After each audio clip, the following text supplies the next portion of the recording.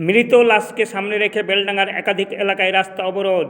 ভিন রাজ্যে পরিযায়ী শ্রমিকের উপর অত্যাচারের প্রতিবাদে 16 ফেব্রুয়ারি 2026 পথ অবরোধ করে বিক্ষোভ ও প্রতিবাদ জানিয়েছেন বেলডাঙ্গার বিক্ষুব্ধ জনতা।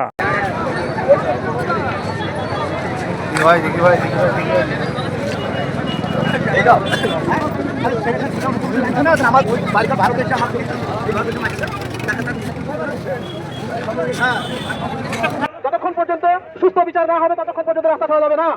পরিষ্কার হিসাব এখানে বুঝে নেবো আজকে আমরা। নারায়ণ তাকবীর! নারায়ণ তাকবীর!